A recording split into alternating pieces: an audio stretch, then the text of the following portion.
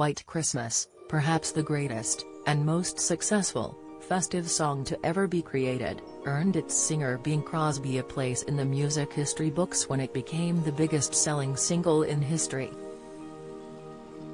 Yet, while it further cemented his status as one of the world's most cherished actors and singers, behind the curtain of his fame, the crooner was suffering in his first marriage.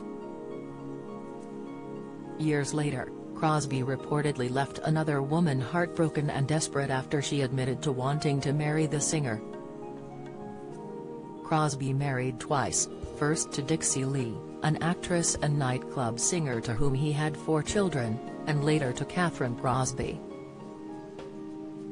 The implosion of Lee's life as a result of alcohol abuse tore through the 30s and 40s, placing huge pressure on the couple. The singer reportedly grew tired of her excessive drinking, eventually asking for a divorce in January 1941. The dissolution of their union became so ardent that Crosby would even try and stay away from his home as much as he could, though would always return to support his children. While he stayed with Lee until her death of ovarian cancer in 1952, Crosby did engage in one extramarital affair, with actress Patricia Neal, who herself was also in a relationship with the married Gary Cooper. Writing in her 1988 autobiography, As I Am, she detailed how her friend, actress Joan Caulfield, had told her she wanted to marry Crosby but knew she couldn't, and was in a similar situation to her own tribulations with Cooper. Regarding their trip to England together, Neal wrote, "She, Joan Caulfield, was a lovely girl and we had some good talks. She, too, was in love with an older married man who was quite as famous as Gary Cooper. She confided to me that she desperately wanted to marry Bing Crosby. We were in the same boat in more ways than one, but I could not tell her so." Accounts from Crosby's biography, Bing Crosby, Swinging on a Star, The War Years, 1940 to 1946 by Gary Giddens noted that the singer had been out to dinner with Caulfield, and visited theaters and opera houses with her. However, the pair were joined by Caulfield's mother on many of the encounters. This did not stop claims of their relationship, with Crosby close to divorcing Lee to be with her, but this was ruled out on account of his Catholic faith. Crosby would marry again after Lee's death, to actress Grant in 1957.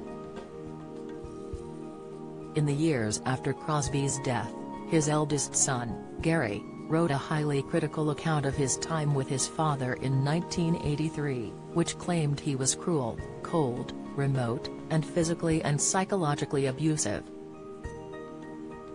The allegations were immediately disregarded by Gary's other siblings and Crosby's children, including Philip, the singer's youngest son, who vehemently denied the accounts. Philip reportedly said, "Gary is a whining, BG crybaby, walking around with a 2x4 on his shoulder and just daring people to nudge it off." Another of Crosby's sons also spoke out. This time Lindsay, who said before Gary's book was published, "I'm glad Gary did it. I hope it clears up a lot of the old lies and rumors. However, he wished to remember all the good things I did with my dad and forget the times that were rough." Of the abuse, Lindsay added, "He was a good father. It was a happy childhood. We had our differences, but we were raised to respect our parents, to do what they said. If we didn't, we got punished."